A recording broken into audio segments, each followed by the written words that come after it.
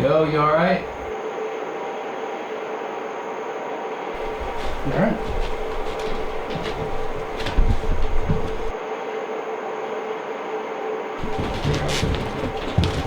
Yeah, the room is in here too. He's laying on his back here, 1.3.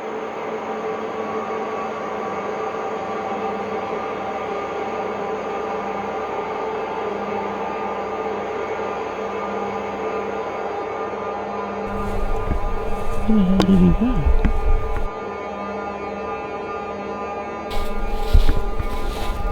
You okay?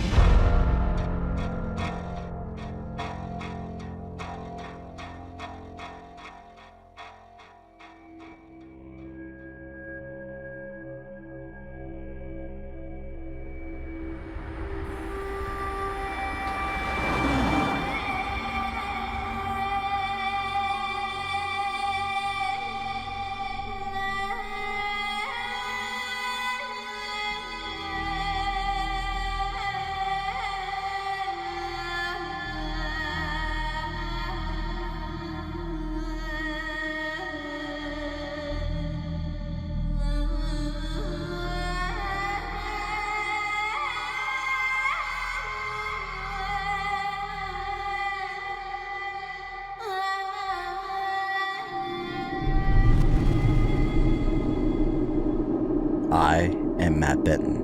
I've been investigating paranormal phenomena for a whole decade of my life. What the fuck was that? Whoa, listen, shh.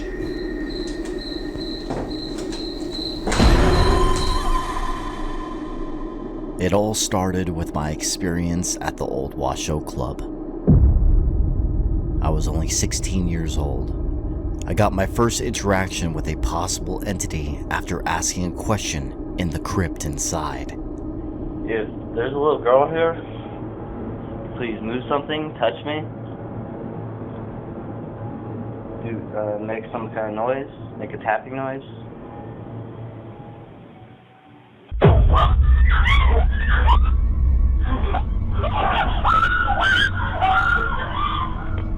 A piece of brick was thrown. That day, I discovered you can get a response back from your questions, and I was hooked. Having that interaction literally changed my life. Since then, I've been traveling the country looking for the most active paranormal locations, documenting my findings.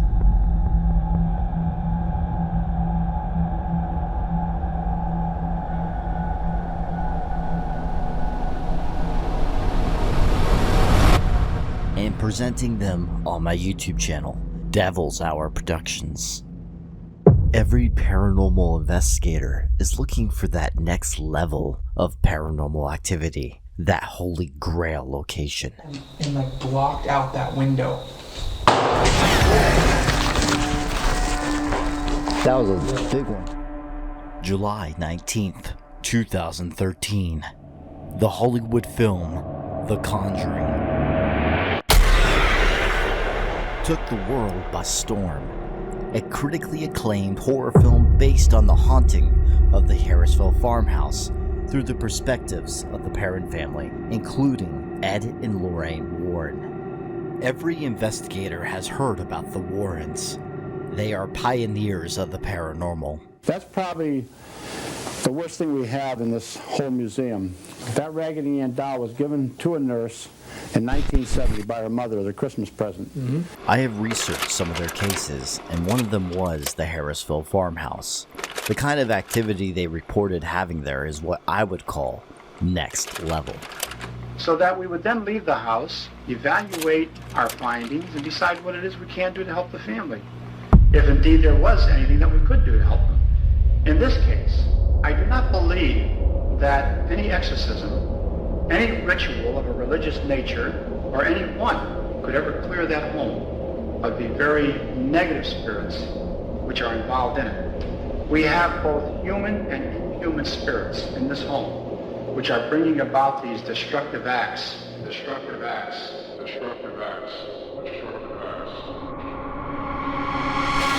This farmhouse piqued my interest.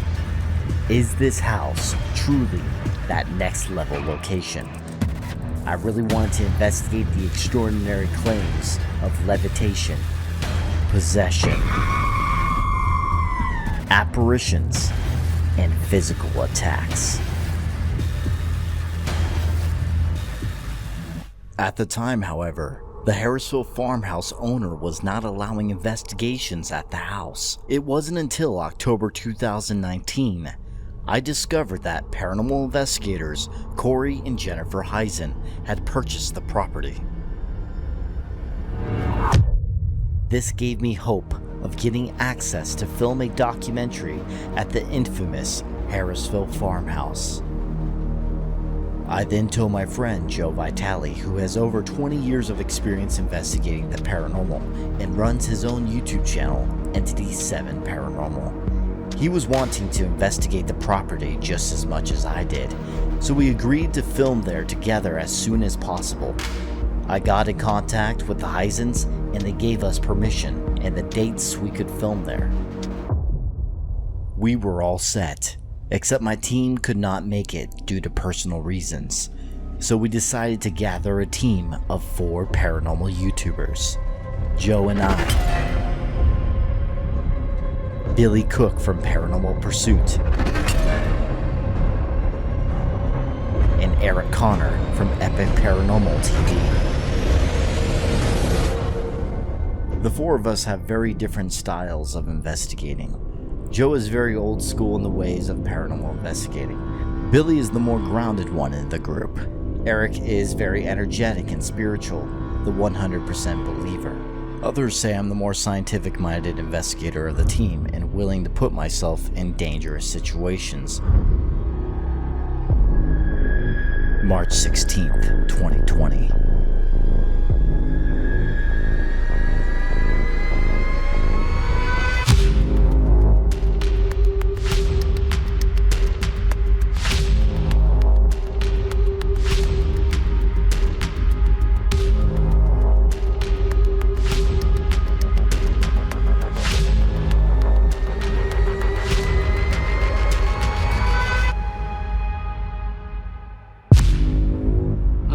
Massachusetts. For the first time in my life, I'm in Massachusetts, and I'm on the way to our location, to the Conjuring house, the real Conjuring house.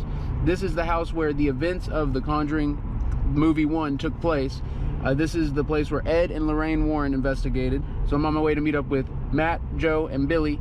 They're already at the location, to my knowledge, so I'll be arriving there shortly. I'm very excited. Like I said, I've never even been in this state. I've never been this far north, and I've never been to this location. And I've also never investigated with Matt or with Billy. We've all talked online, you know, plenty, but this will be our first time investigating a location together. And we've got 2 days. We got 2 days and 2 nights. We got it all. It's gonna be lit.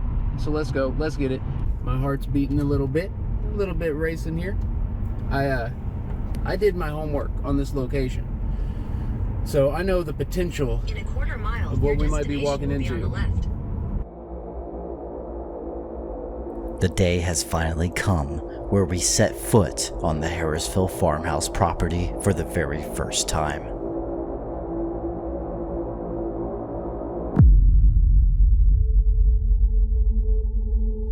We wanted to uncover the real history and experiences of the house, so we interviewed Keith and Carl Johnson, the first paranormal investigators and demonologists to ever investigate the house. Next, we interviewed Corey Heisen, the current owner of the farmhouse, as well as John Huntington, also a paranormal investigator. He investigated the house the longest and lived there for 9 months with the Heisens as a caretaker. Lastly, Andrea Perrin was interviewed. She experienced this infamous haunting firsthand for 10 years on the property. Her story is the reason why we are here. That kind of led you on a path that you finally were able to come to this house. What brought you to this house?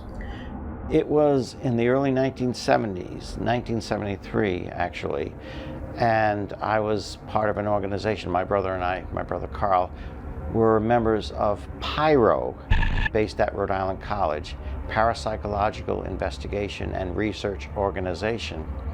And as I said, there was no internet back then, so how do I get the word out that we do investigations free of charge? So I just illustrated a little ad myself, put it in a local newspaper, and it was 3 weeks later, to the day actually, that it was answered by Mrs. Carolyn Perrin in Harrisville, Rhode Island.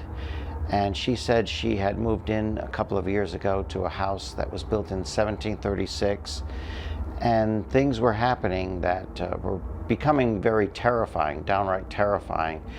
And she was wondering if we could come and check out her situation.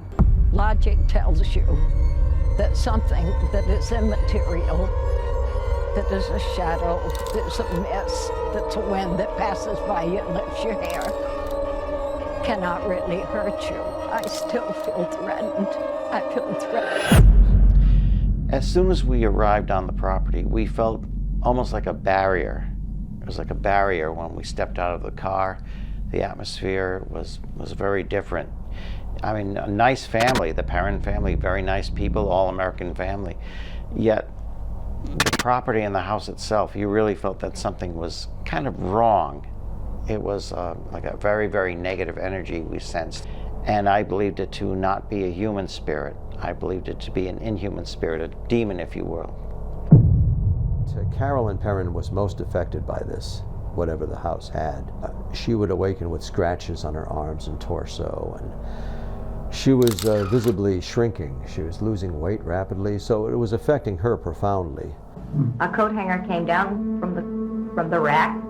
I didn't bump it, I didn't touch it, I wasn't near it. I was bending over at the time. Came down off the rack and started pounding me on the head 6 or 8 times.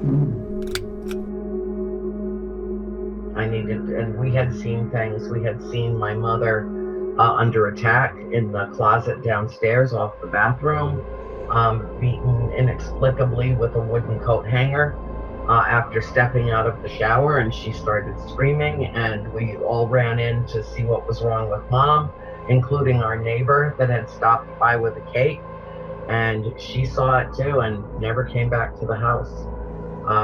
But, you know, my mother was attacked physically a number of times. Have you met the parents? Yes, we've been able to meet all the parents except for Carolyn. Carolyn refuses to come back up here. And there was a sister that passed away a few years ago, unfortunately, that we weren't able to meet. Yeah, they had them all up here a few months ago. And that was, you could tell, like, you can tell when somebody's been through something. And they had certainly been through something. Mr. McEachern, who was a historian in his 90s, when we moved there, he came and introduced himself to my mother and our family. The spirit that was haunting my mother clearly had a broken neck, hanging literally off the side of her dress. And Mr. McEachern told my mother that it was Mrs. Arnold and that a farmhand took her body down and moved her into the house so that she would be able to be buried in the family plot in the cemetery rather than being excluded because she had taken her own life. Carolyn Perrin did have a very disturbing experience in her bedroom where one morning, it was shortly after our first visit, it was about 5:15 in the morning, she woke up and there was something in her room. She smelled the scent of sulfur and decay mingled. There was something even fizzling for a moment on her dresser, some kind of light. But then she looked over and there's this, it's very difficult to describe what she saw. It was some kind of monstrosity and vaguely in the shape of a female apparition wearing a long gray dress, but the head was cocked to one side on the shoulder as if the neck had been broken. And it began chanting to her, I'll drive you mad with fiery brooms. I'll drive you mad with death and gloom. I'll drive you out, but it will be too late. You'll be dead. And then it just leered at her and vanished. A myth surrounds the Harrisville Farmhouse involving Bathsheba Sherman. People claim she was a witch and a Satanist who murdered a baby with a sewing needle. Through research, however, this appears to be far from the truth. Bathsheba Thayer Sherman Green was an actual historical person. She was a resident of Harrisville. She was a member of the Harrisville Baptist Church at the time of her life.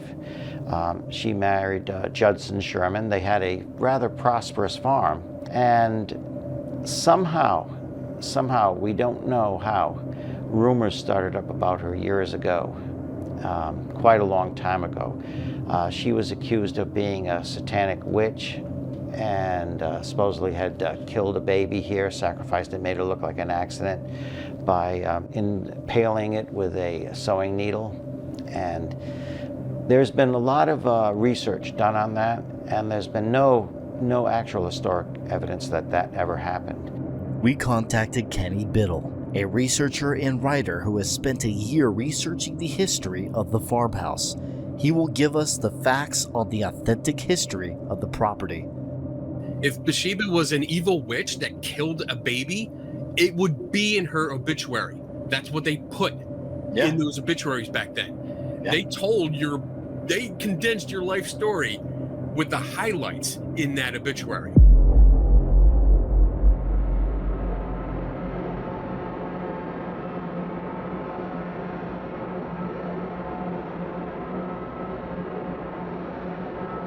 So I guarantee, without a doubt, if she had murdered a baby, it would be in that obituary.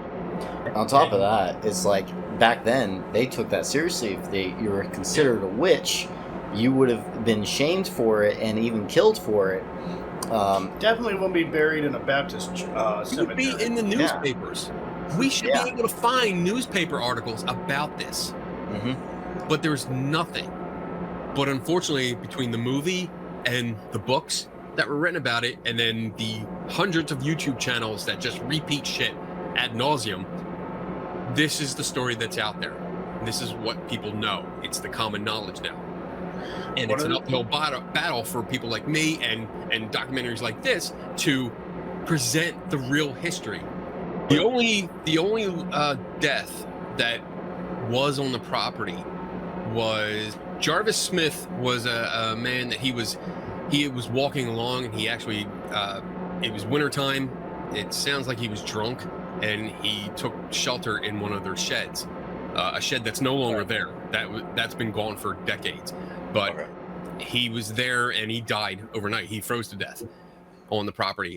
No unusual history of deaths from the farmhouse. However, before the Harrisville Farmhouse was built, King Philip's War took place throughout Massachusetts and Rhode Island. From 1675 through 1678, the Narragansett and Wampanoag tribes fought a brutal war with the colonists.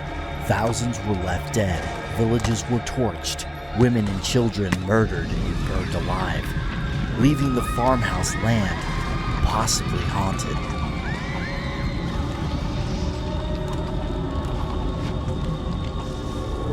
It was actually Pyro who contacted the Warrens about the situation here. And we were here first and investigated and, of course, experienced quite a bit of activity here. And we sat down at our next meeting and said, I really, we were talking about how we should call in Ed and Lorraine Warren just to see what their take was. Actually, Lorraine Warren arranged something I personally would not recommend. She recommended that they arrange a seance, which took place right in this room, right where we're sitting now. And of course, Carolyn Perrin was going to be the conduit. She was the one that was going to communicate since the spirit was oppressing her. Lorraine thought perhaps this spirit, if they hold a seance, and they had another psychic medium here as well that was actually conducting the seance, and they hoped that this spirit would communicate through Carolyn Perrin and say what it wanted.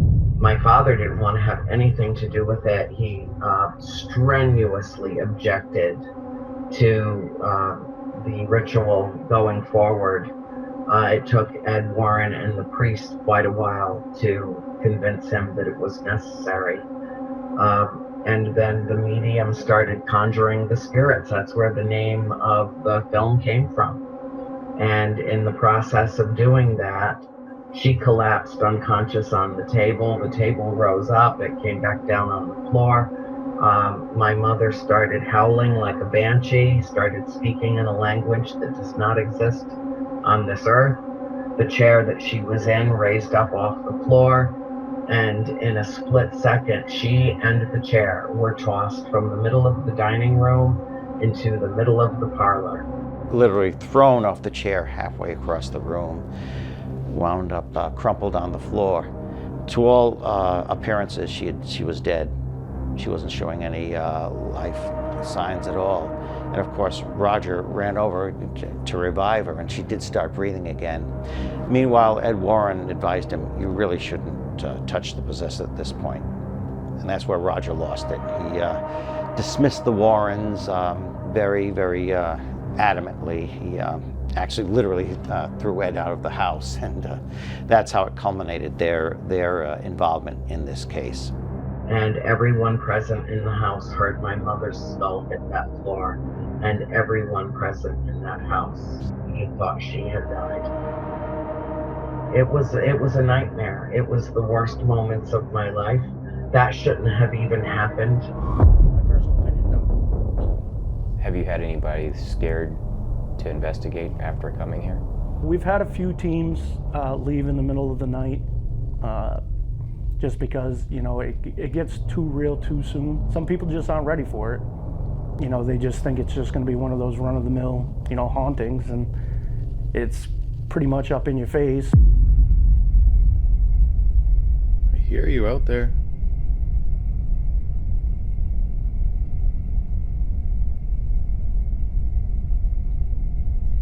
Thought I saw him move a little bit.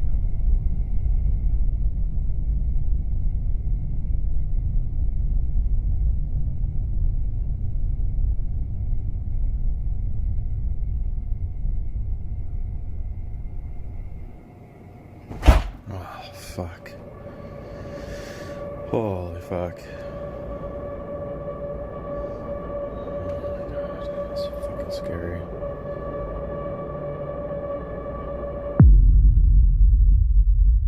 Okay, John, tell us a little bit about some of the experiences you've had in this house. Scariest thing is I had a voice yell hello at me. I came out here and I heard a bunch of wrestling around and stuff and banging, and it sounded like something was going through something. So I just kind of went quietly, walked back, got my phone, started recording, and then I heard a girl say hello out loud. which kind of startled me.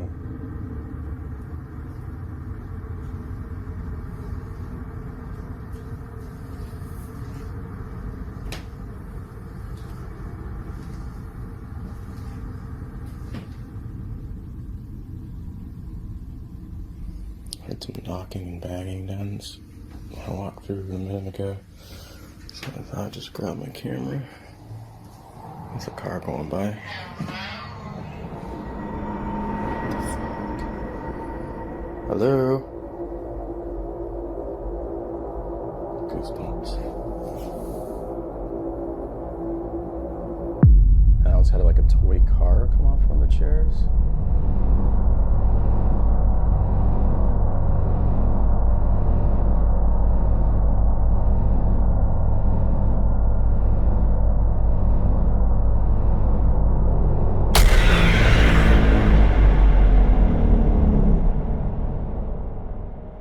And the library book came off the shelf.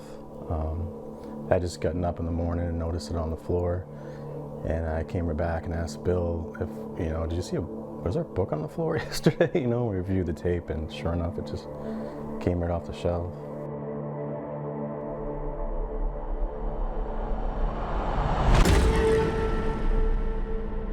What kind of tools, investigator-wise, have you had success with? We had a DR-60 in here a few weeks ago and got some pretty crazy stuff. All right, I'm just gonna ask who was here with us, because this is crazy. All right, you ready, guys?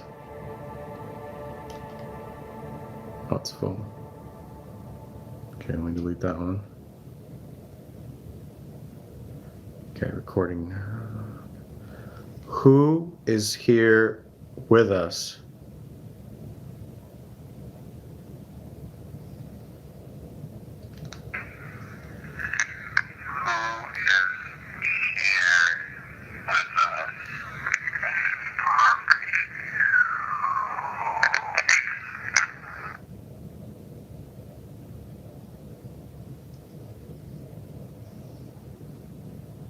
Did I just say? Did I just hear what I think I heard? I went slow, so it sounds funny. Fuck. Oh, something's not happy, guys. Something is not happy.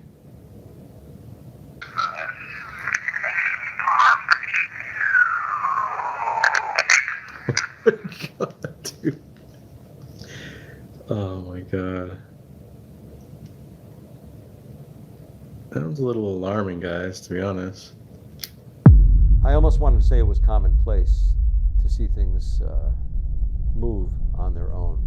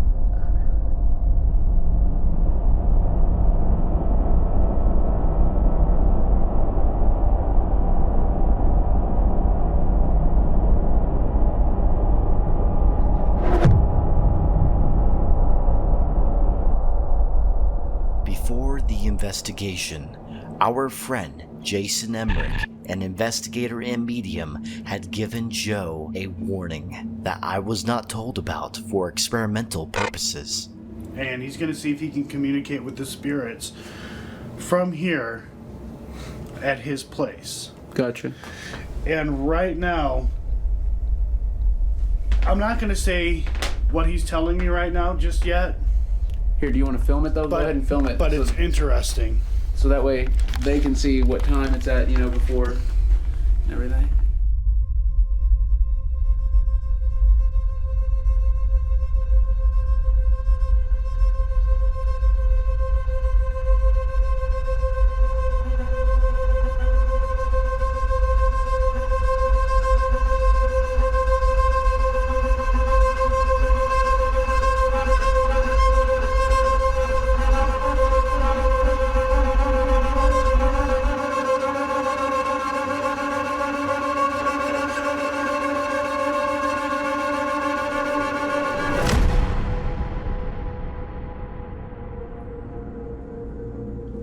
Around 8 p.m., we commenced our investigation in the basement.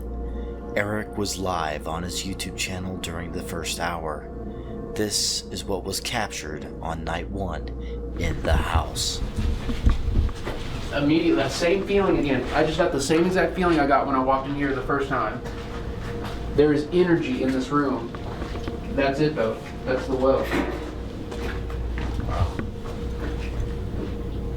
Yeah, there's a clear, concise energy in here that I can just feel as soon as we get here. And there's obviously like a change in temperature, like it's cooler in this room, the air is crisper in this room, but there's something else too. There's almost like a static energy on top of the air, like whoa, within the air. It's clear too. Here, I'm gonna restart. Ready? Yes, sir.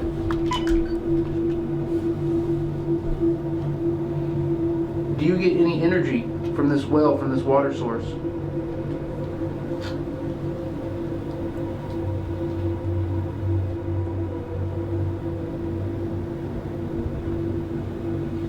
I can feel the energy in here like clearly.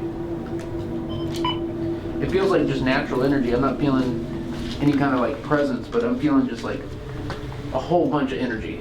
I have, be very careful. I have face tracking on my cameras and my phones and stuff, and in my basement, what are you doing? You just stepped right into the well. Actually, what if I go down there? You ain't getting back up. Okay, let's do this. I'll help you. Are you really doing it? Sure. Oh goodness. Dude, You're gonna lose some equipment in that well. Something's gonna fall off. Are you gonna hang? Like hang?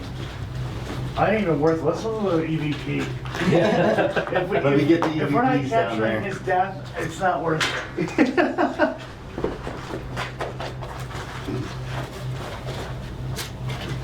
He's an extreme investigator for a reason, y'all. Ooh, that's not gonna work. Be very, very careful. Oh, that's if he falls. Yeah, if he falls, you and me are picking him out of there, so get ready. Me and you, who? Can someone put a flashlight down here? No. Yeah, I got you. Hold on. Let me see what I'm doing. Here.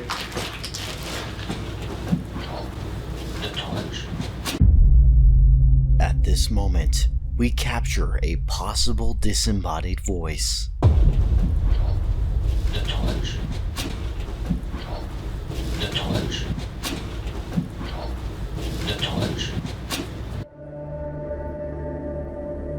This voice is so clear and has human tone to it, we start to think that it could have been one of us.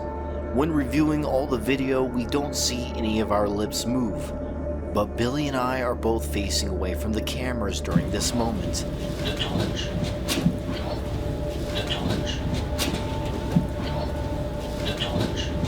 The thing that is odd about this, though, is that as Americans, we do not typically call flashlights torches, so it doesn't seem like our characteristics, and none of us remember saying this. So we are leaving this up to you to decide.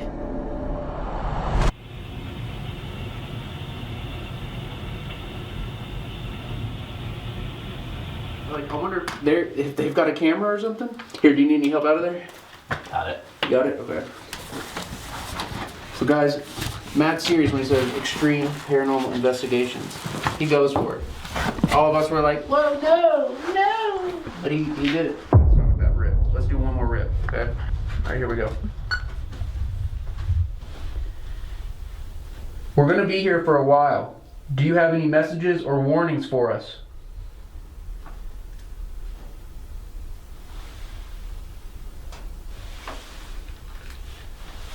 That's weird. All right, so if the doorway is open, will you say doorway, please?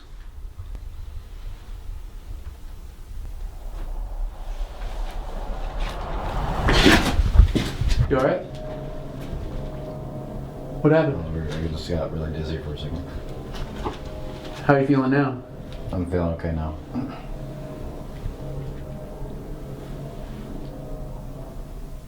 That was weird, right when you said that.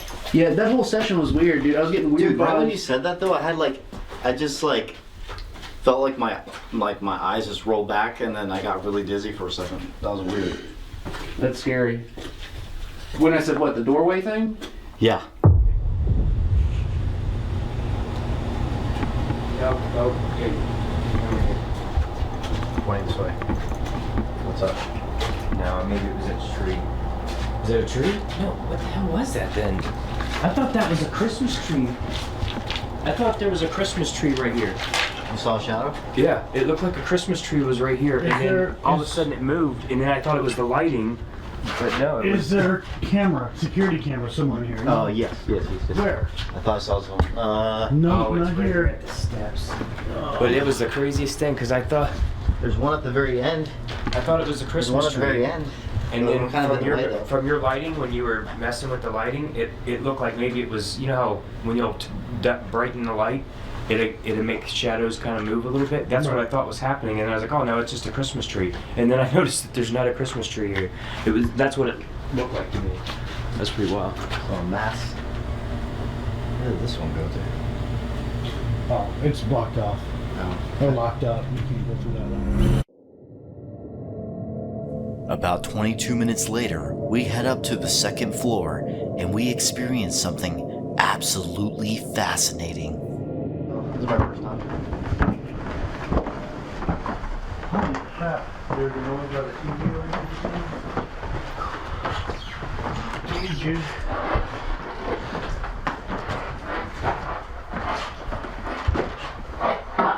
Hello?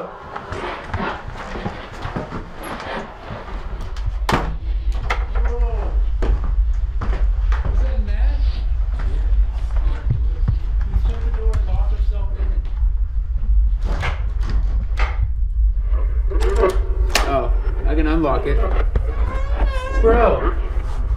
Yeah, you want some solo time? Yep. Alright. He's alright. We're just doing some solo work.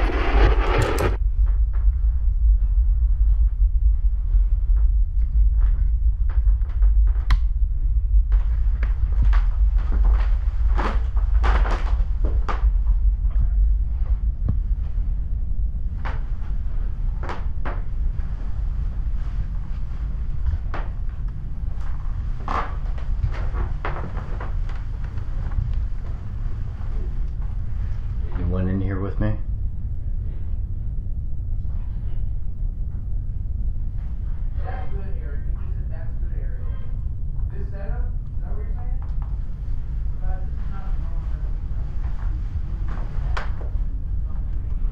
Can you move something?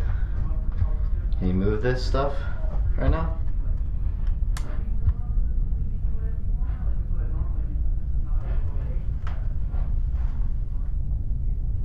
Can you show yourself right now?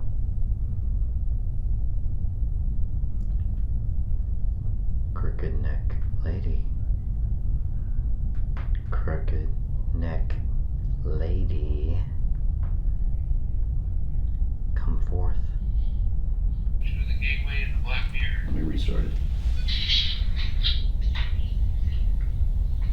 You said that's good.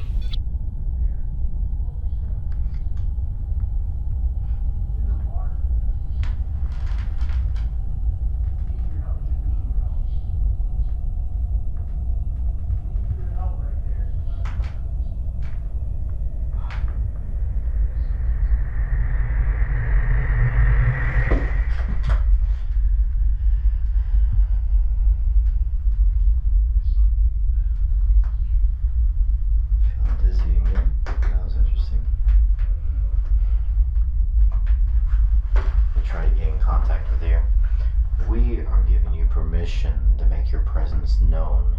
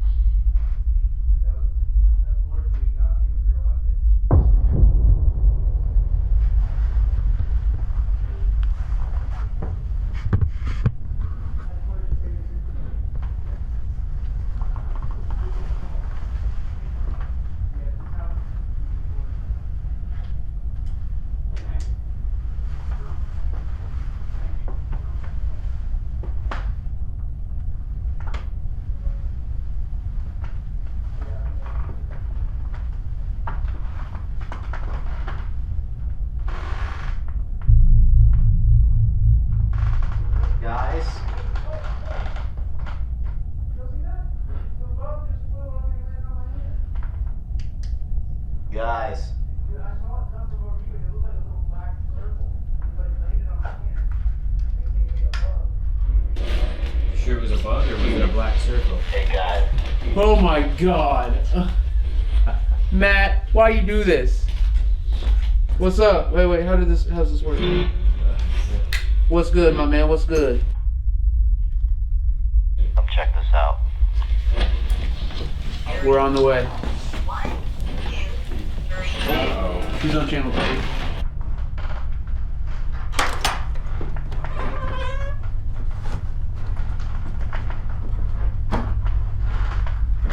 Alright, so we just got walking in over here.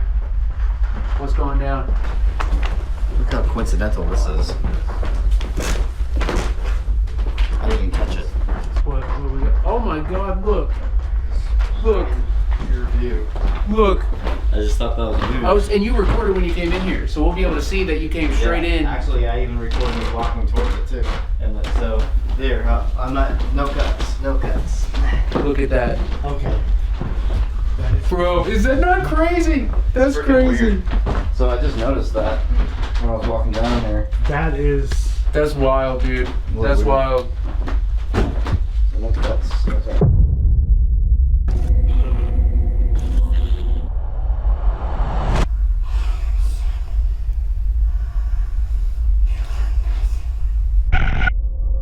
Seven. A possible demonic entity that Joe, Eric, and myself have experienced in past investigations. It seems to follow us to different locations. With Jason's warning to Joe about 7, could it be the entity? Or is it referencing the 7 soldiers said to be buried behind the wall? And they're all saying together at once, there are 7 dead soldiers buried in the wall. There are 7 dead soldiers buried in the wall. And is the block a coincidence or a sign? I think you would have noticed that though. I would have made a big deal about it if I noticed it. But I'm saying, like, what if I like filmed and wasn't, you know what I mean? Even though, like, it was most likely not moved, like since we've been here, but I just thought it was a weird ass coincidence. Oh yeah, one I know. I think that's pretty strange. Literally the number. And you walked in here by yourself and saw it. No wonder you radioed us. That makes sense. No, I just wanted you to see what was up. I'm like, whoa, this is kind of cool. It seems like a sign. It seems like a sign. Especially, we're going to show you some stuff later. I don't know when, but Joe and me have to show you at some point, and it'll all come together. It'll all be very very informative. Should you be sharing your session also first, or Jason Emmerich's first? Let's do any relations to it. I feel like I should do all the tarot reading. What? The rocking chair. It's moving. It's moving. Okay, jump around. Okay, yes, it was moving. It was fucking moving. I caught a little bit of it. Hold on. I got it. I caught a little bit of it. The boards don't go all the way through there. Okay, back up, guys. But let's back up. I gotta try. Give us some space for a bit. We'll try and debunk after this. First, I want to try and get the phenomena first. Then we'll try and debunk. Okay. Okay. Because this just happened. So if it could do it again, let's see if it can. If you're here, but I did say when I was in here, I have it on video. When I was in here, I said, if you're in here, can you please make something move? Well, you know, I was getting ready to sit in it. I was walking towards it to sit in it. And it started moving. That's freaky. What happened? My camera's dead. Here, I have another one for you. That's crazy. I saw that rocking chair moving. I put my camera on it too. I caught a little bit of it. I didn't capture it initiating is the issue. No one's gonna believe it. I thought it was an optical illusion at first because of the way that the rails are and stuff. Yeah. Why didn't we give Bill the other AX33 or the 53? I know. Hook him up with it right now. It's downstairs. It already has a battery in it too. All right, I'll grab it.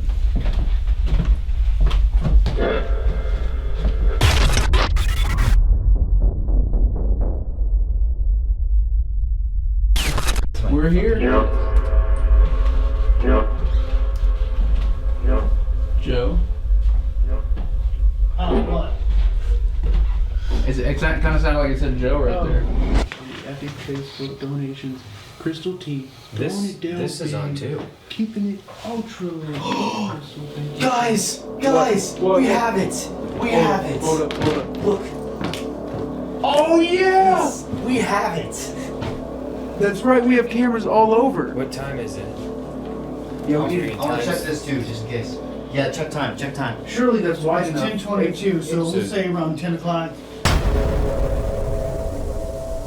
At 10:12 p.m., the Heisen family's DVR system captured the rocking chair move on its own.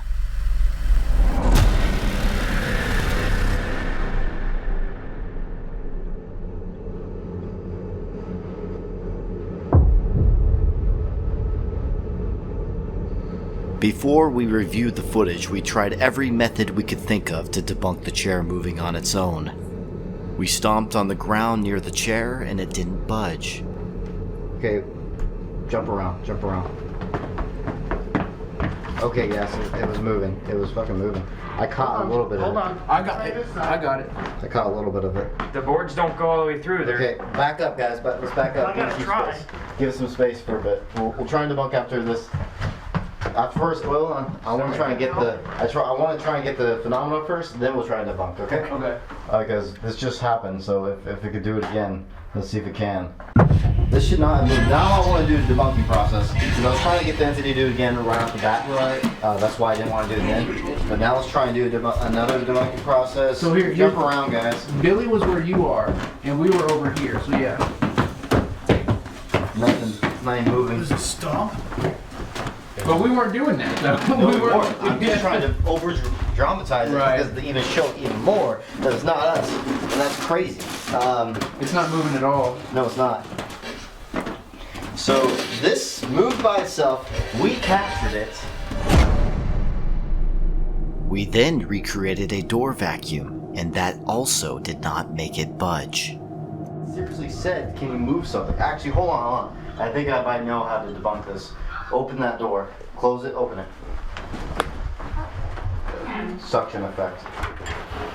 Okay, now open it. How you did before. Open it big too. So if there's any. Yeah, it's still not doing it.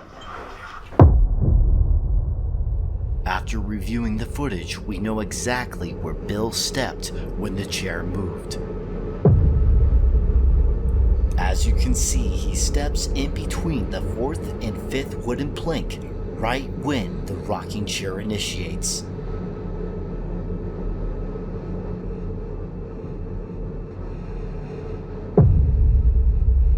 Which is about a foot away from the chair.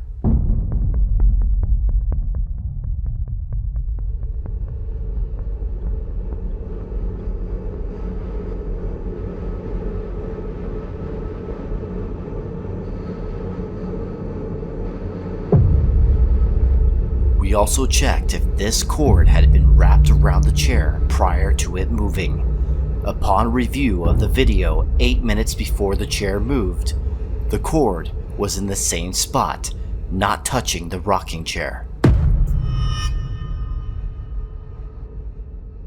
When we headed downstairs, our walkie-talkies had an electrical interference.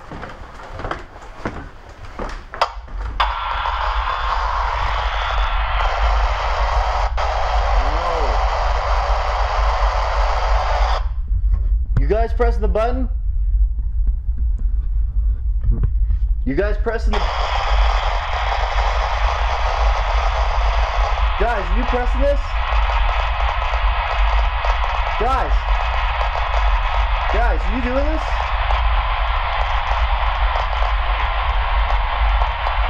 Camera's on. When I walked into this room and started doing this. Really? Yeah. You were recording the whole time? Yeah, the whole time I was recording. It just went off. Record. This is weird. Oh, no, this is weird. It's when you cross over the threshold.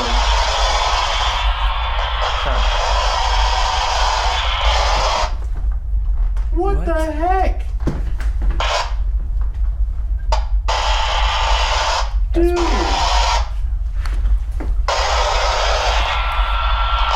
Wait, no, turn back like that. Turn back like that. Right there, stay right there. Look, can you say hello? Yeah, yep. I turned this one off because that one's not doing it. It's only mine. And the other one's upstairs. The fourth one's upstairs. It's literally only yours, yep. That's weird. Oh my god. Whoa!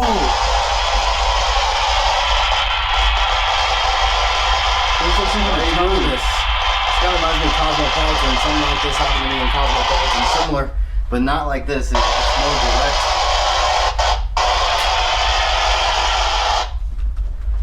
That's so crazy. Look, as soon as he crosses that threshold. Alright, walk forward. Yeah, walk closer to the door because that's where it originally. It's not. Oh, it's there.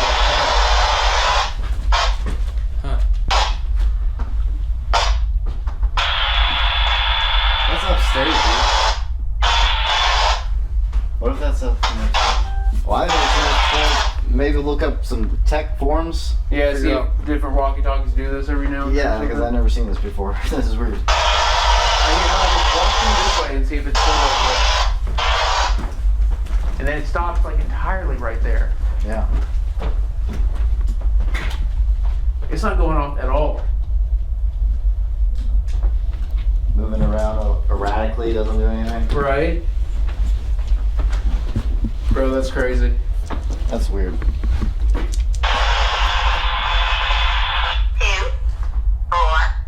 3.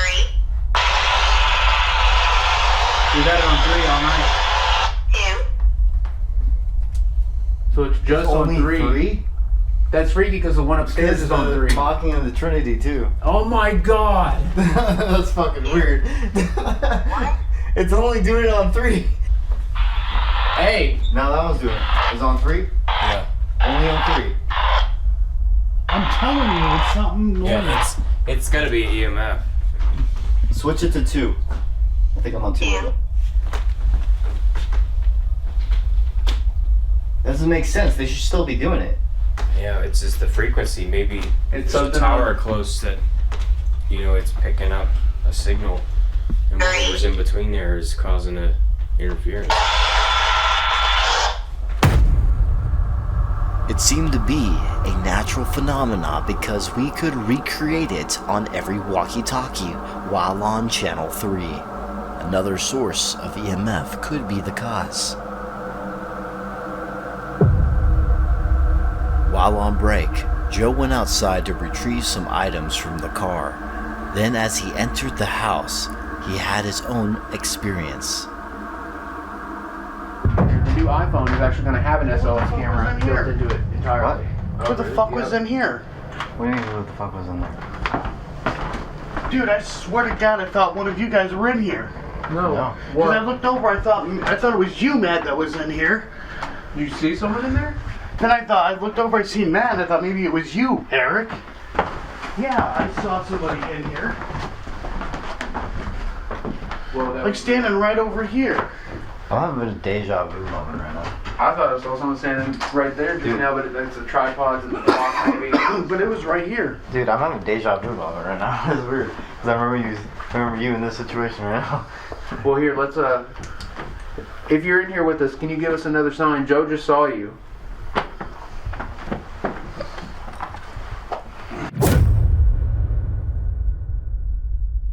We ended our first night with a seance and Ouija board session. This is when I had another personal experience.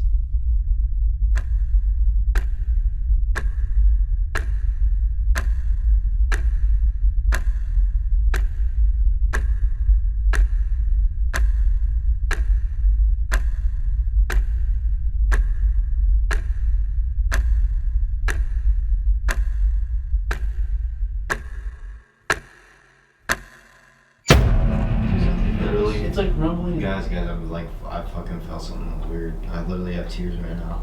What happened? I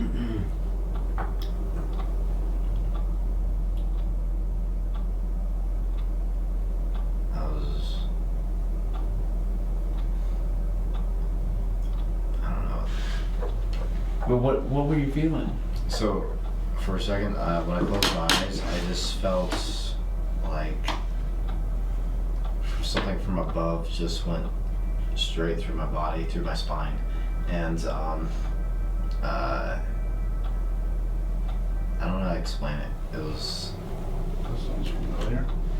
Yeah, in my meditation I saw something come from above the house into the house and into the floor, and then it came up out of the floor. It's like 6 or 7 different things of it was very strange, but that same kind of experience with it coming down into the building. Yeah, it was just like white energy. It was like a white string energy. It was massive at first. Yeah, I felt that pulse of but it came from above for me. It came from above and straight into me, through my spine to the ground, like through my body, straight to the ground. That's weird. We've had a lot of correlating stuff happen. All right, keep focusing, y'all. Keep focusing. Joe and Eric are the only ones that knew of Jason's warning. I had no prior knowledge and seemed to be the only one affected at this location. It is very rare for this to happen to me.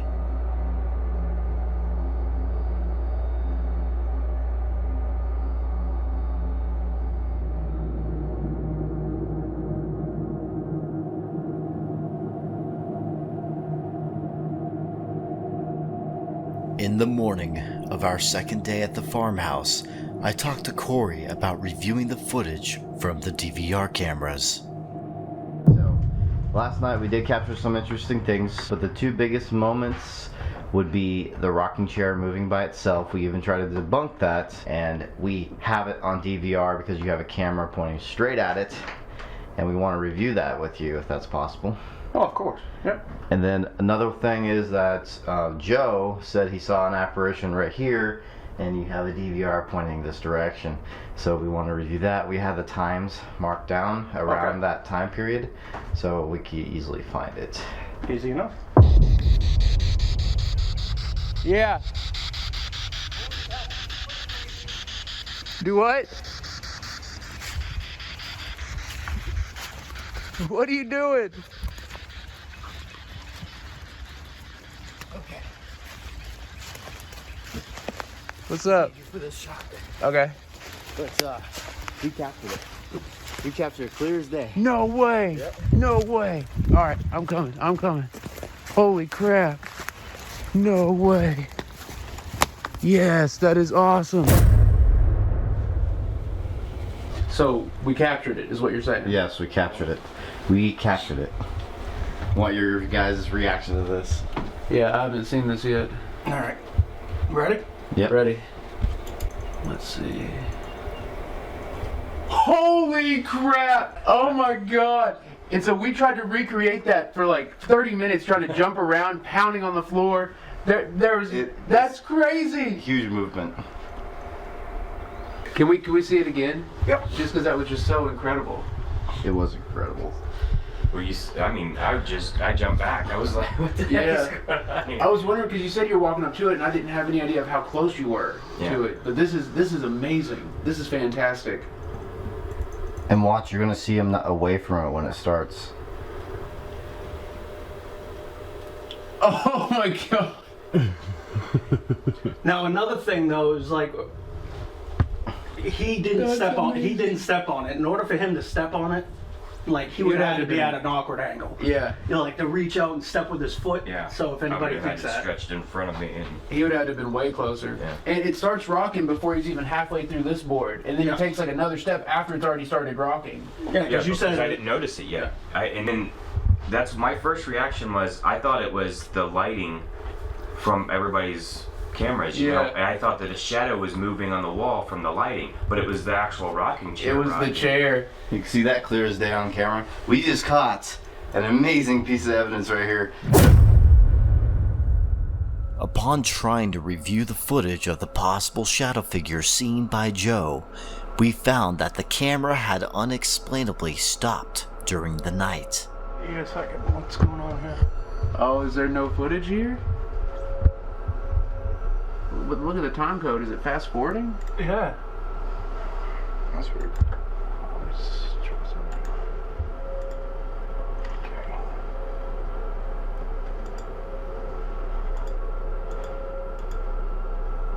Okay. what I'm saying. Holy crap. You're on 17 right now. What if you just press the play button and see what happens? That's what he did initially, and it started fast forwarding. Like, see? What the hell? Look at that, it's jumping wildly. Oh, come on. No way. Man. What the hell? Okay, where we are right now? Here, okay. It shows movement though, right? Those are the green spots. Yeah, it should be, but it should be playing at this point. Because you're right here at 1300. Now you're 15, 16, 17, 18. So we're over here now. It's jumping. And that around there is when it was captured. Oh, ain't that fucking convenient? What the hell?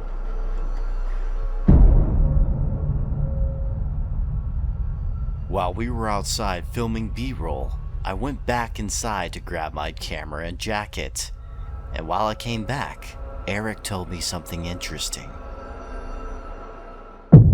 We're outside about to do some drone shots, and I thought Matt had came out in his t-shirt and then went back in to, I guess, get a jacket or something. He said he hadn't come out at all, right? No. The only time he came out was when you just now saw me come out. I saw him for this camera. I saw him 100% come around that corner. It was him to a T, his shirt, his hat, everything. It was 100% you. Yeah. Dude, that's crazy. I saw a doppelganger of Matt here. That's weird. Could it have been my doppelganger Eric saw? This is only one of many encounters we have had of possible mimicking. So you heard it while you were in the bathroom or while you're coming out? I was still in the bathroom. I was getting ready to come out. Gotcha. And I heard a little girl say, "Daddy." Did it come from like in the bathroom or out here? Or what do you think? It definitely came from out here. Gotcha. So, I don't know. It's just weird stuff like that. It's bizarre. Well, I was going to say, that daddy thing, I guarantee you that's not a little girl calling out for a daddy. That is so, like, yeah, that's so, it's too typical, you know what I mean? That's too, like, that is definitely something, like, mimicking or something. Right, check this out, though. So, Bill had his daughter on the phone, remember? On speakerphone. That's right. Maybe that helped trigger something. Maybe. Also, what I found interesting is when you mentioned the mimicking thing, remember what you saw earlier? Of me seeing me in a t-shirt. That's right. Hold on. So that's a good point. I saw him walk around the corner of the house when we were getting ready to do a drone shot. I saw him walk out in his t-shirt and then he walked back, and then he came back out with the jacket, and I was like, "Did you walk out and then walk back?" And he said, "No, not at all. It was him. I saw him exactly, but there was no one there. I saw the doppelganger of Matt walk on the side of this building." Well, that was last night. When I come in, I thought Matt was in there. Oh, and yeah, that was your initial thought, is you thought it was Matt. Right. And I looked in here, and at first, I only seen you and Billy, so I thought Matt was in there, and I looked in there again. I didn't see anybody. And then when I turned to look again, there he was. There was Matt. I'm like, whoa, wait a minute.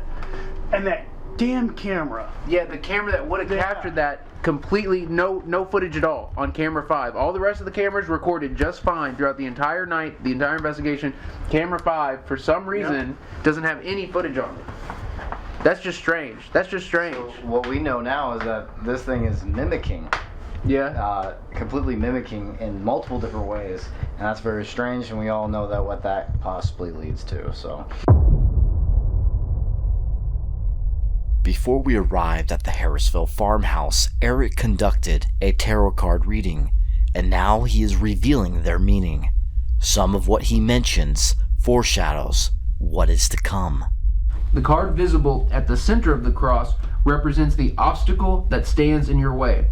It may even be something that sounds good, but is not actually good to your benefit. Strength, courage, fortitude, conviction, energy, determination, defiance, action, awareness of temptations, and the mental and physical abilities to overcome them. Hidden forces at work are challenged.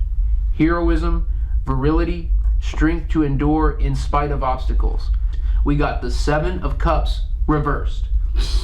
There's that number. Yep, and it's also reversed, which means desire, determination, strong willpower, a goal attained, intelligent choice, desire, will, resolution. The card at the right of the cross represents an approaching influence or something to be embraced. All right, here's a capability of perceiving temptation and avoiding evil. So again, that's good. Now here's the last one. The card at the top of the staff represents the ultimate outcome should you continue on this course. We got the Knight of Cups reversed. Subtlety, artifice, trickery, deception, fraud, a sly and cunning person, a person capable of swindling. So basically, this thing's thinking this is going to be a battle, an absolute battle, and it's going to be battles of despair, battles of hidden forces, battles of evil and good in this house with the spirits and with us.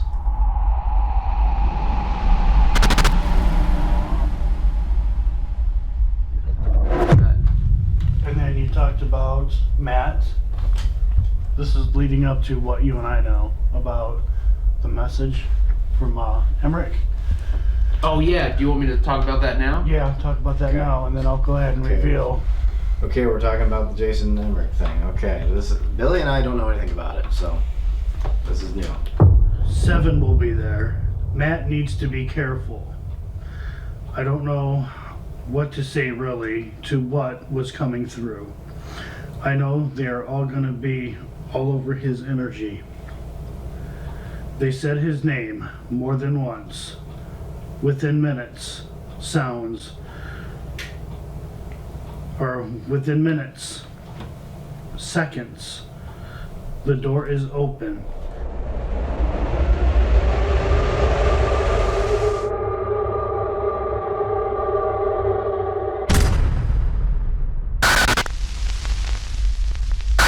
Everything he said came true. Now, he said inside the mirror, the black mirror Ouija board.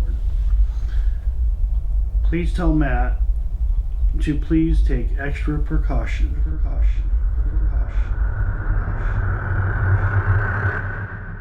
About an hour after being informed about Jason's warning, we started gearing up for our 30-minute individual isolation experiment. So right now we're about to do our solo sessions, and this is going to be your setup. It's a very similar setup to what I use for Man vs. Paranormal. So you got everything you need. It's a 4K night vision camera, a good audio, Zoom H4n Pro, dead light, the best IR light in the business, and then we have a face cam for your reactions because we want those reactions. Also, it's good for EVPs if so you know that he's not whispering or something like that. He's in the building by himself. So if there's any voice and it shows him not whispering, that's going to be interesting. And especially for disembodied voices. This will capture the disembodied voices because of how clear this audio is. So here it is. This is going to be our solo setup. And it worked really well for me for Man vs. Paranormal. So this is a beast. This is a freaking beast, dude. This is awesome. They call you Matt Tactical for a reason.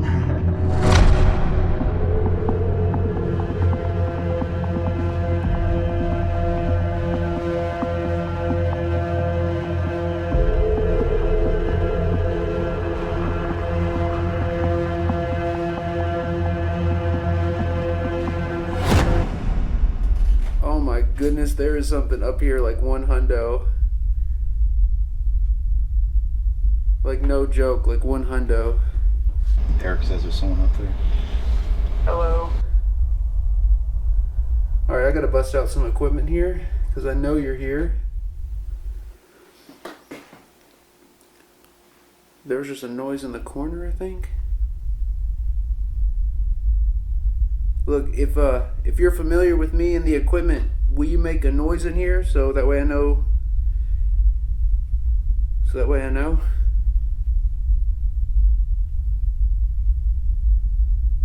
All right, I'm gonna walk into the center room here. Every fiber of my being is telling me to turn on the flashlight. Is there someone over here?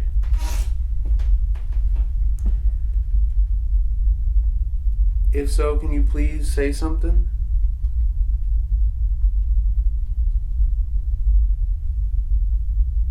Here, I'm gonna bust out a recorder that you haven't seen yet. It's called the Sony Saint. It's the Sony ST25. I'm hitting record, so when I hit record, you can talk and I'll hear you.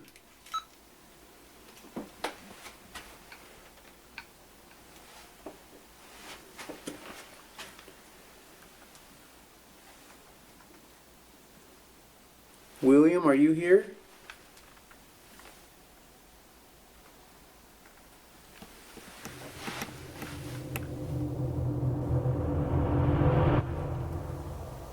What was that?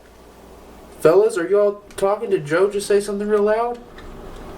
None of us said anything. No one said anything? No. Okay, I gotta get into this other room. Oh my god. That voice was clear as day. It sounded like Joe talking. It was that type of voice. I swear that sounded like Joe talking. That's crazy.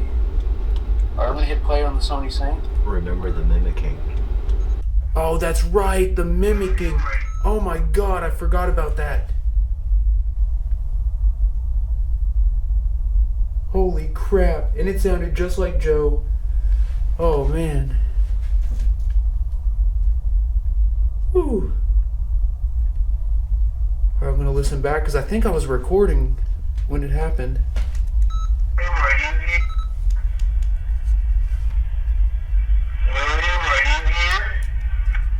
Here, wait, I'm gonna turn the compressor on.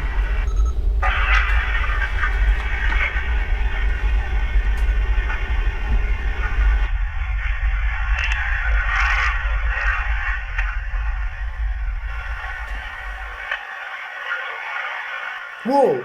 I think that was it. I caught it! I caught it! I caught it! On the Sony Saint. Right there!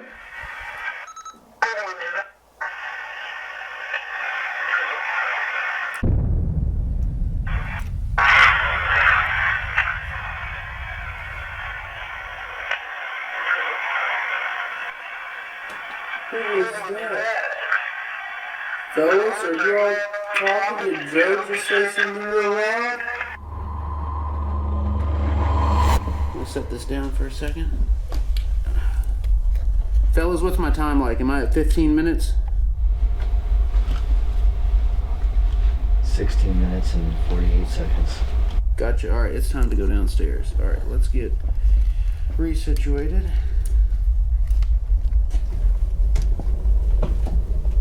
Oh, goodness gracious. The door's like partially cracked open.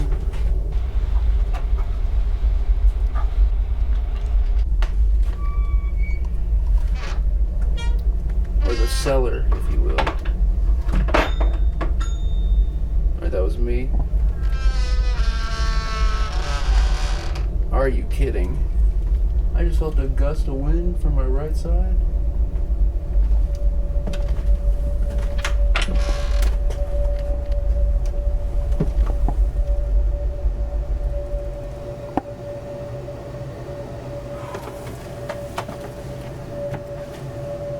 Here we go. Oh, that's a big first step, jeez. The gateway is radio silence. You know what? If the gateway's gonna be silent, well, here, I'll switch to AM at some point. Not right now.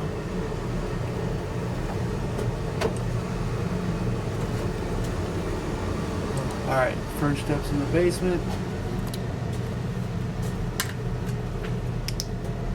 Oh no.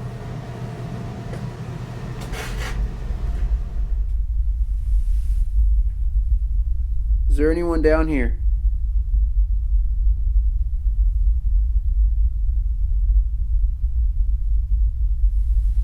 Spirits, can you tell me, is there anything down here?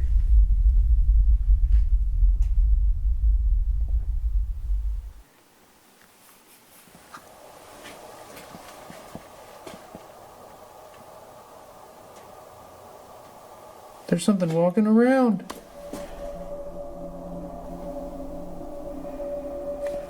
Man, I'm feeling stuff all over me on my head and my hand.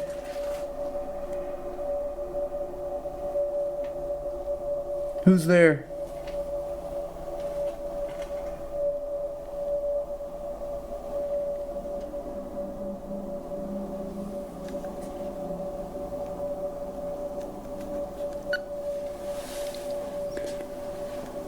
I have to go upstairs after this, but this is Eric from Epic. What do you want to tell us for tonight? Oh goodness, the freaking heat or something just turned on. Okay, time is up. Time is up. Alright, hit and stop. Try the different buttons and stuff too. Good luck. Thanks. Let's do this. You got this, man. You got this.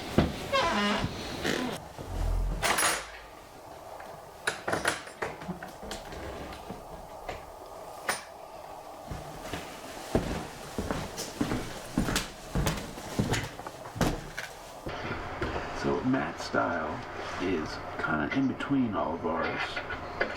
Well, Matt's far more scientific, but I've been telling him he needs to be open to more things. He's been real open on this trip. He has been, yeah.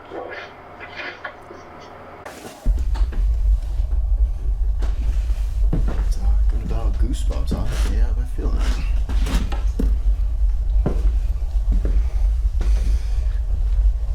Okay. Just you and I right now. I'm really feeling you, so you better do something good. I feel you all over. Okay. There's an entity here. Let's get you going here. Let's actually have a conversation and let's make something happen.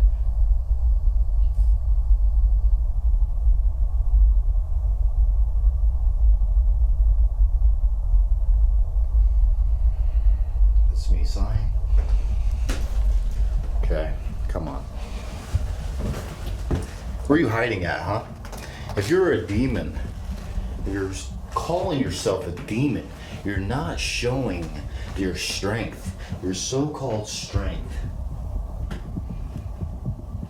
You affected a family, a whole family, terrified of you, but you can't do a single thing to terrify me.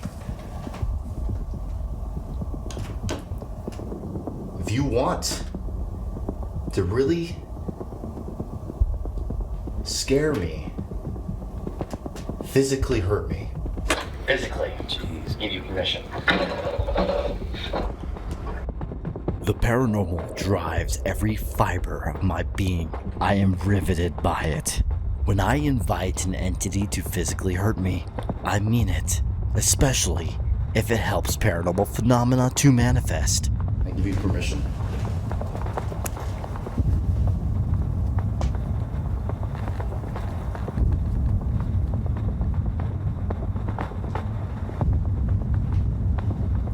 I heard you lift beds, move beds. I hear you attacking people. What? I'm standing here offering it. Literally an offering. All this talk and affecting a family so horribly.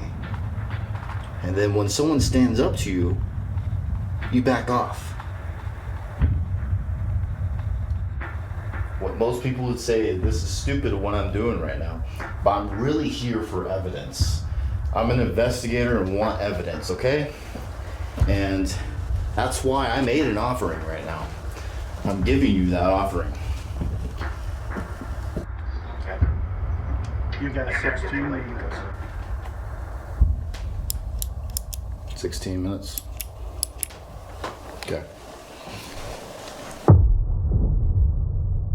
After our isolations, we split up into two groups.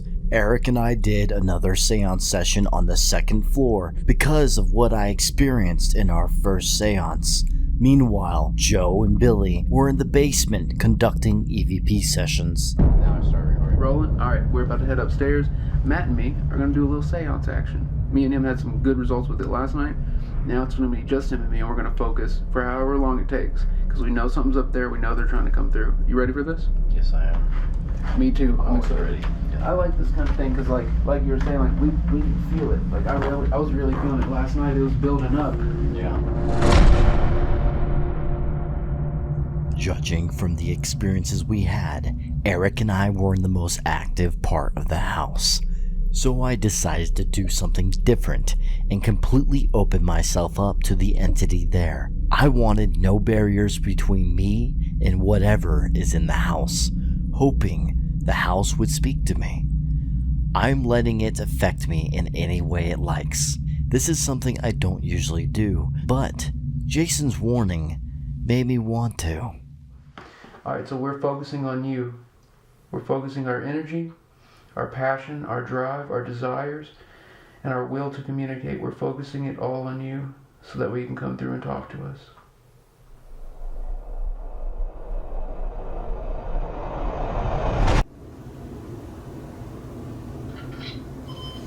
I didn't hear anything.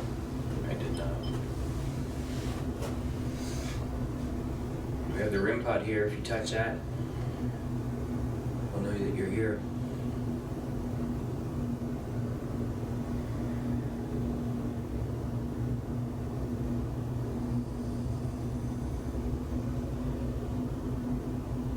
What do you think of Matt? If you're here, don't be afraid to reach out. I know Matt was intense earlier, but he was just trying to look out for you. I was just trying to protect people from being affected again and stand up from what's evil. All the good ones, I'm completely open and accept you. Dude. Hello, you don't have to hide back there. You can walk over here. Yeah. Completely open and accept you. Dude. Accept you. Dude. What do you think of me?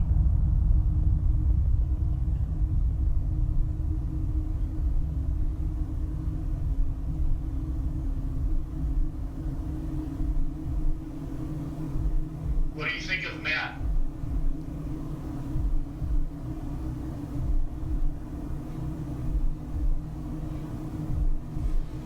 I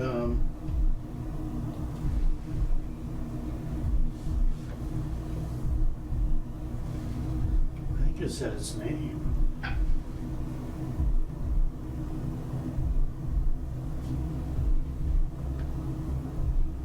Matt.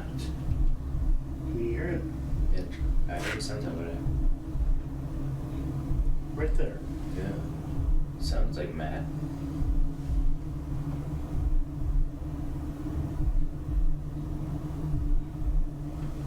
Something. It sounds like Matt, but it does.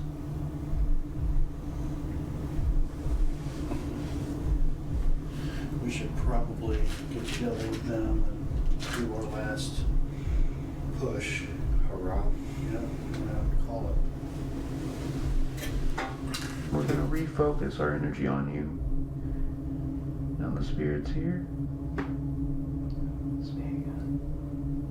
That was Matt saying that's me again. I keep seeing the woods, but with like a tombstone. I keep seeing a shadow. Where at? I mean, in my mind. In your mind? Behind me. Alright, let me try and look behind you as well. Okay, alright. There's 100% something behind you. I tried looking at it like meditation wise, like pastoral wise, and it was immediately this gigantic, like dark grayish, like just energy. 1 second.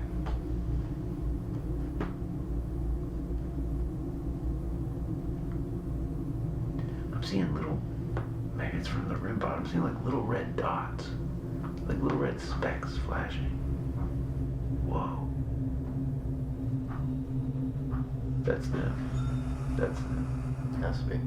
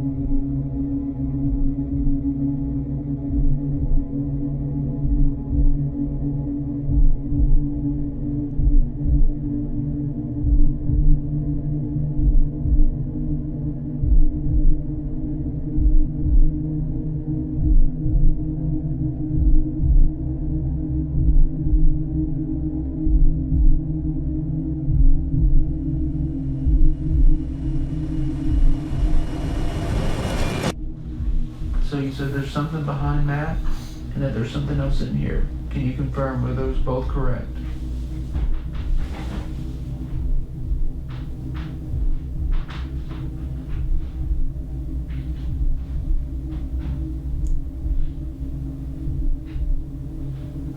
Again, those noises are Billy downstairs moving, just for notation. You know, when I was doing the seance part, you know what I was envisioning? What did you see? Whoa. Is that what you saw?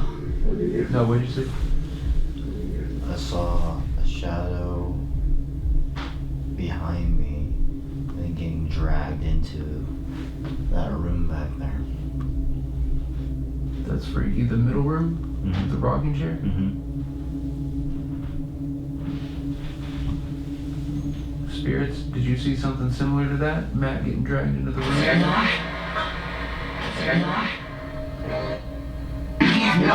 Leave now. Leave now. Bro, that was so clear. That said leave now so clear. Why should we leave?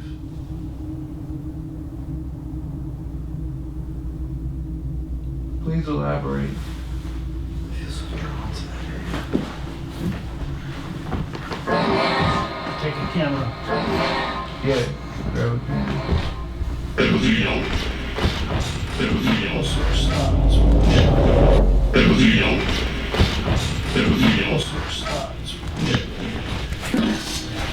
My old ass.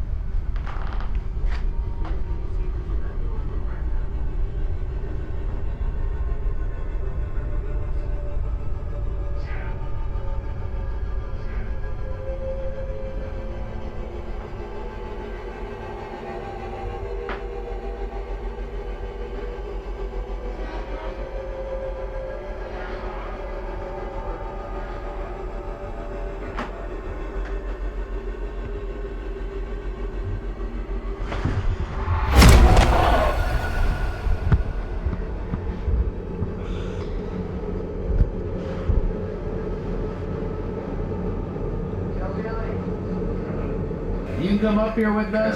It's pretty lit. Matt? We were doing an EVP session down there, and I was asking him what it thought of all of us. And I said, what do you think? Bathsheba! Damn! Surely that caught it. Had to have.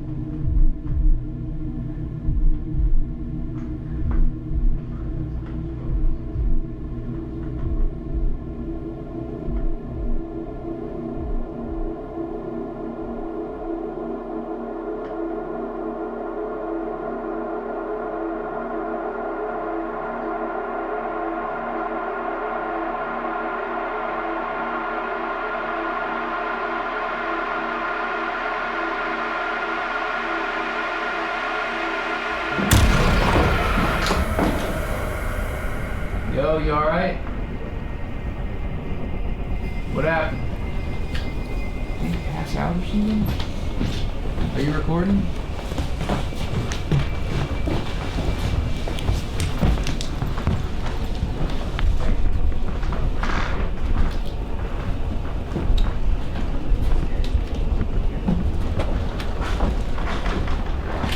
What's up? You alright? What up, big dog? I'm gonna get some. Wait. I'm gonna get some. Yeah, I'm gonna get some air too. He's laying on his back here when I came through here.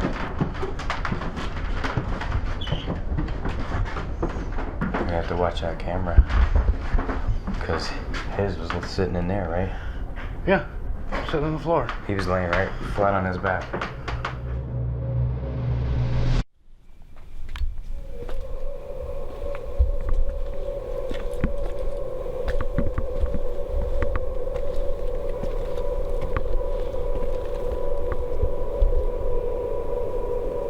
Where'd it go?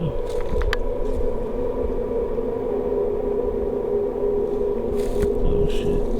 There's no freaking Iowa light on this thing.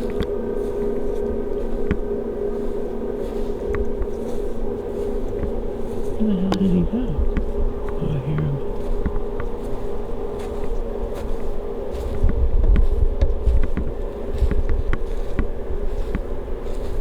Oh, he's way up there.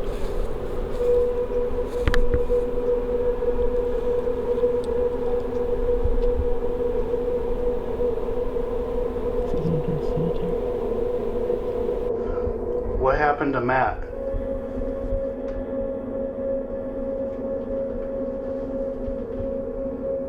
Did you do something to Matt? You smell that? It smells like wood burning. Yeah. Yeah, I definitely smell. It's burning wood. That's strange since we haven't smelled that since we've been here. Right.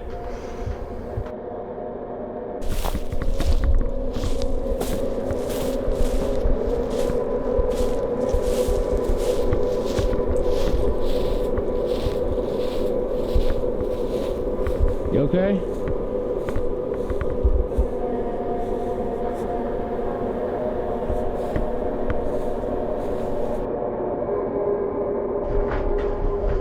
They're not in here.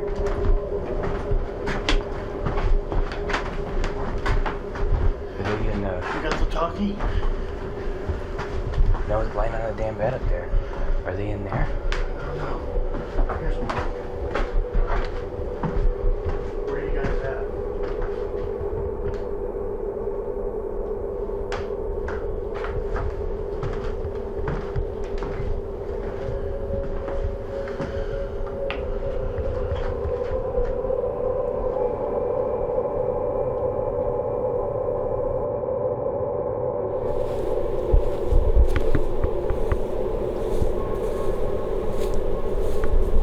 There you are.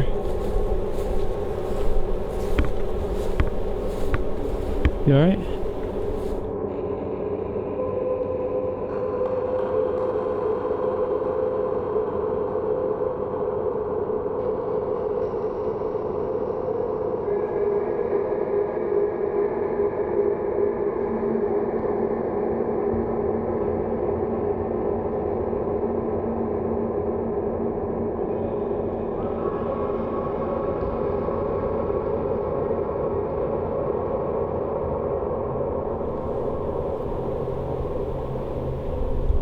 Just zoned out. Like, I felt the terror from the parents, or one of them. I think it was one of them. I was really feeling, and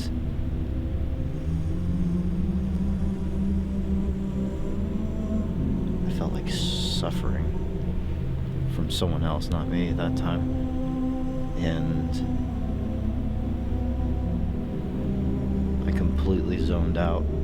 I was following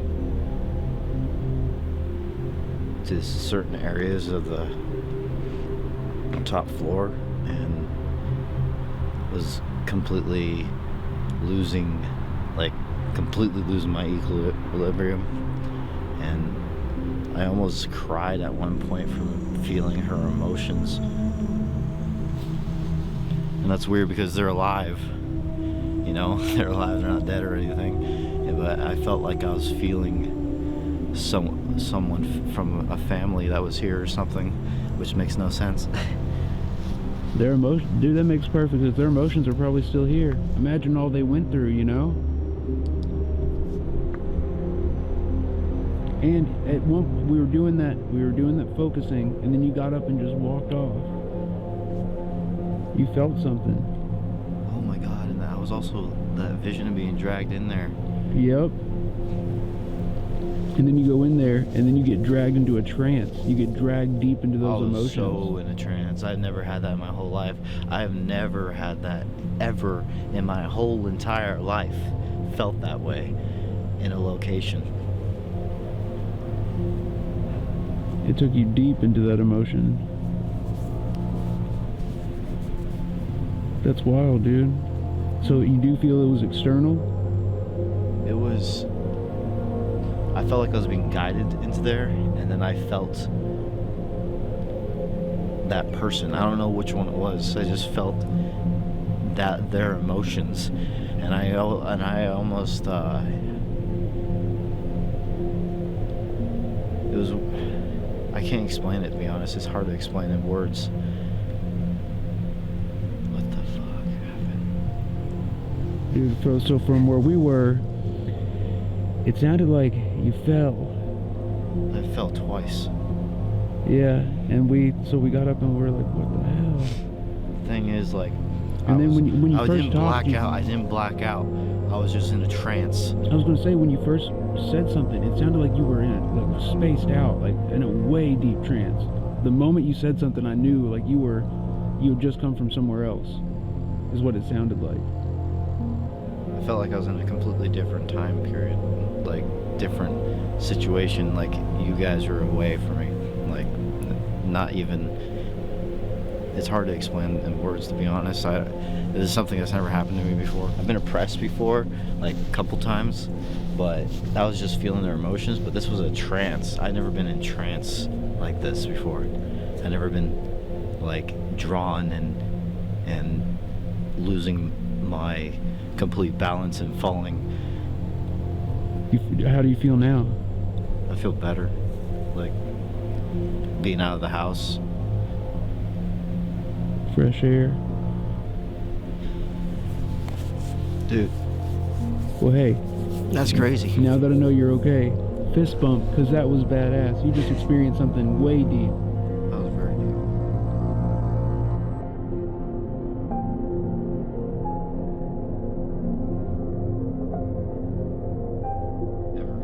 I've had oppression before, like feeling someone's emotions, but I've never been in a trance like that, and I felt like time stood still. One of the things, though, I need you to understand is that, you know, when you push like you did earlier with the provocation and such, you know, it also kind of puts us in a little bit of danger too. But at the same time, just because nothing happens here doesn't mean it won't happen at your home. I knew that. I knew that. That could also affect us as well. But I specifically said the invitation's for me, and I got what I wanted. That's what I wanted. It's not all physical. It's most of this is psychological, and we have to be careful. Yeah, spiritual. But to be honest, I kind of liked it. Like, I want that more.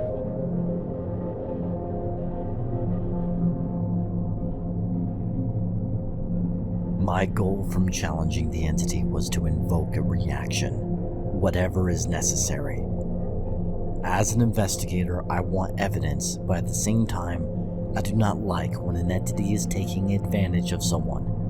Why can't I take the blows when I ask for it, instead of people like the parent family? Into hypnosis, and he told her after that he would never put her through anything like that again, and he believed her.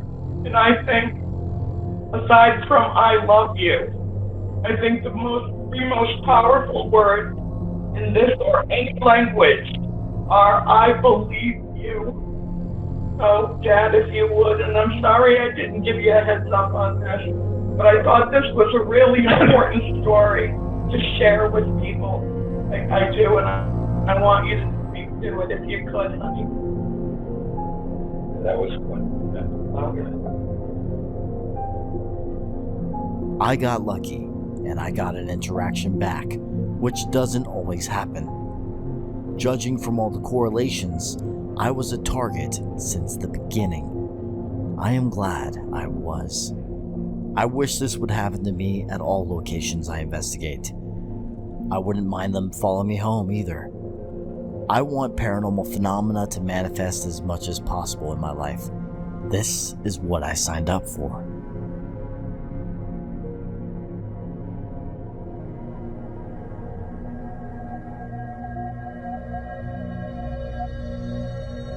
When we arrived back home, Joe and I spent hours reviewing our findings.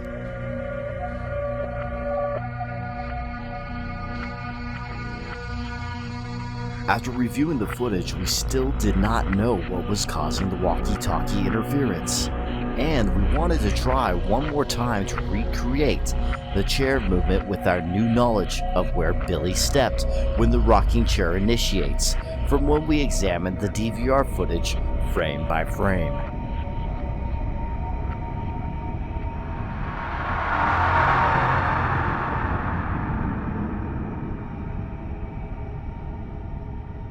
So Joe and I decided to head back to Harrisville, Rhode Island, when our good friend Levy Reyes invited us to join him at the farmhouse.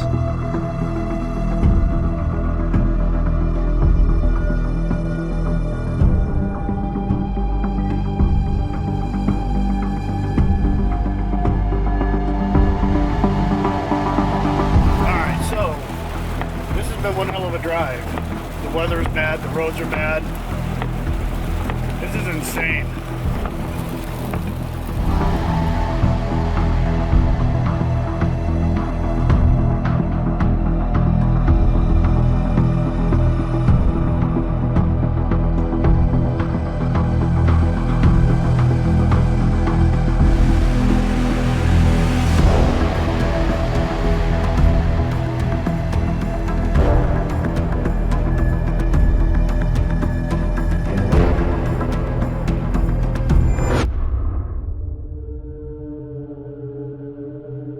Upon trying to debunk the walkie-talkie interference with Corey, we discovered no interference could be duplicated. Hey Joe, it's not doing it anymore. Yeah, there's nothing here. Okay, so channel 3 is what I'm on right now. This is exactly... You didn't change anything with your security cameras or anything like that? Nothing? Because that's what we were probably thinking of. Do you have any wireless stuff with your security cameras? Nope. No, you don't? It's all... Okay. I'm on channel 3 right now, look. 2, 3. Okay, 3, same channel. It was happening all the time in this area. Now it's not happening. They changed out their DVR system. They said they didn't. Didn't you change it out? Like get a new system? We got a new system coming in. Like Ethernet. Huh. This doesn't make sense. It was going crazy on channel 3. What the heck? Why can't we recreate it now? It was going insane. So you didn't do any new things electrically?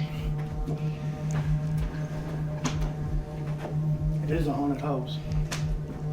Like, I was thinking it was going to be easy to recreate again because we were able to recreate it over and over again when we were there. But now, if you didn't change anything electrically, that's kind of weird. Since Corey states he has not changed anything electrically in the house, a natural explanation couldn't be found for what we experienced that night with the walkie-talkies. Okay, so right now we are back about 9-10 months later after the original footage when we captured the chair moving. Bill, after reviewing the footage, we noticed he stepped exactly at this crack right here. And we want to know approximately the distance that he was when he stepped from the chair. As you can tell, the stubs right here are very short. So he obviously did not step on the stub to accidentally make this go like that. And so what we're gonna do is measure about the distance. So if he stepped right around here, and let's say his foot's probably, let's use my boots for it. Let's use your boot for an example. Yeah. This is estimation, obviously. He probably has a bigger foot or a smaller foot. We didn't ask. These are 12, so. Put your foot here. Right where? Exactly. Right there is fine. So, estimation. Well, I was right about a foot. A little bit over a foot, 13 inches from where he's standing right here. And that's when this moved. Now, back up. 13 inches away, approximately. Probably the same for Bill. And look at this. Doesn't even move. Doesn't budge at all. Not even a little bit. So that right there is some amazing evidence. I'm pretty excited about this one. The cool thing about this is how many angles we have when this happens. We have about, I think, 4 cameras or so, and plus DVR cameras and all that. That's a lot of cameras running at the moment. And we had a live stream going, which was Eric's live stream when it happened. Like, I have a 4K camera, a couple 4K cameras, literally pointing at the chair right after it happens. It's extremely obvious there's no string. And we're literally with lights on. You would be able to see that string if there was one. So I think this is classified as paranormal, without a doubt.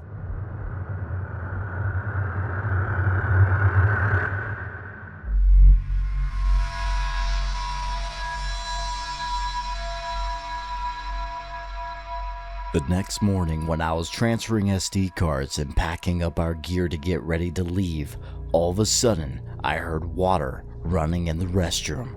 There was no one in there, and I was the only one awake at the time.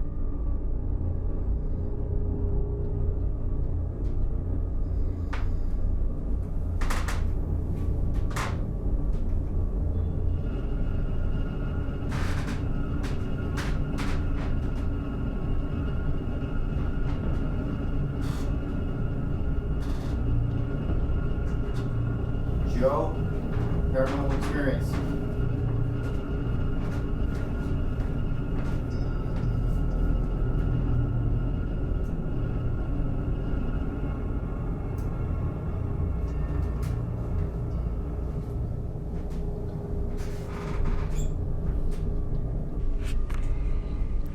Okay, so this was not caught on camera.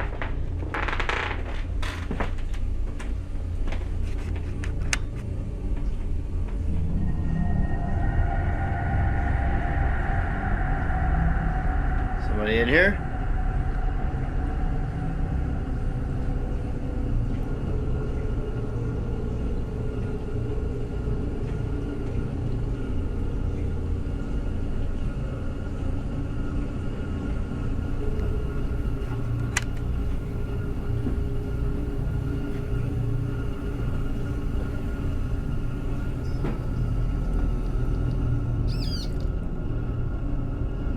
That's a lot of force. There's a lot of force to that, to move it. It's not loose.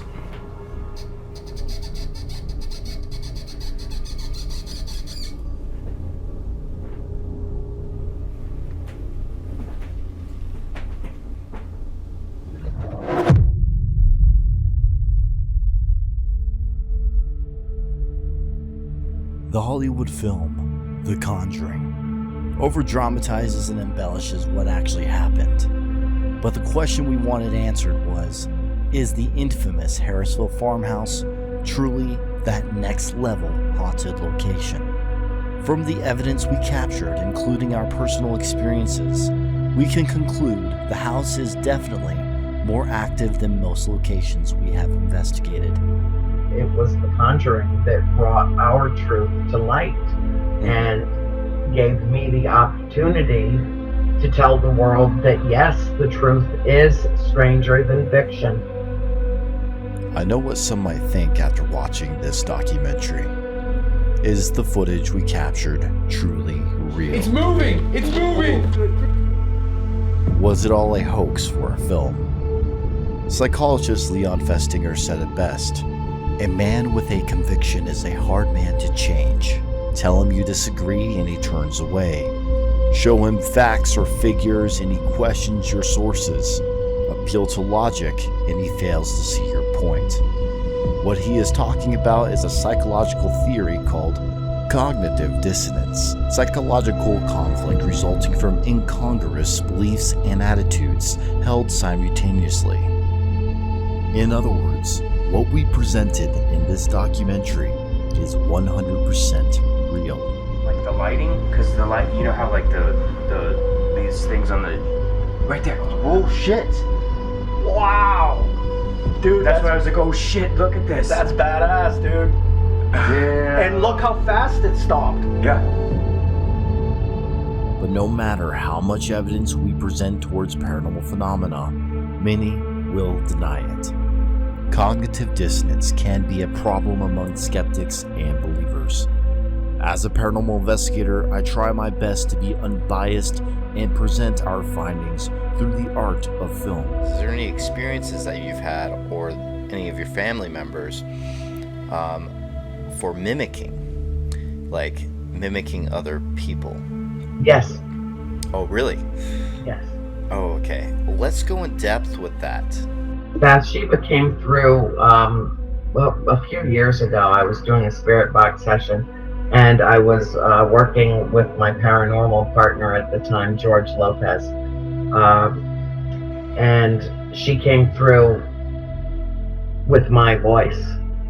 And he said, no, you don't use Andrea's voice. You use your own voice, or we can't have this conversation. And then she came through with that childlike voice that I recognized. And I heard a little girl say, "Daddy." I was feeling very disoriented. Yes, and someone being terrified of something. Just complete terror is what I felt. Well, there was an incident that occurred when my sister Cindy was 14, where a black mass that she saw hovering above me in bed swept down off of me and grabbed her by the ankles and dragged her down, partially down the bedroom stairs, the bedroom that was my bedroom, right directly above the parlor. Wow, I didn't even know this story. That's really intriguing. Wow. So that was my vision of being dragged also by a shadowy mass. And she was terrified out of her mind that night. Terrified. Wow. Okay, I might have felt her. I am not making the bold claim that what we encountered here is without a doubt ghosts, but objects are being moved on their own here. Fucking shit! Holy shit! Oh my god! Yep.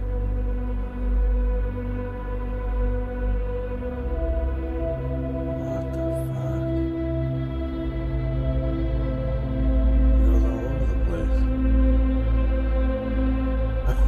Holy shit, dude. And that is truly paranormal phenomena. Something we don't exactly understand yet and defies our known laws of physics. Science always changes. One day we might have some of the answers, but until then, we will keep searching. Matt, every time somebody like you goes into that house with the owner's permission and has their own experiences in there, what you do serves to vindicate and validate my family's story. Every time you compile more and more evidence it serves to validate our story.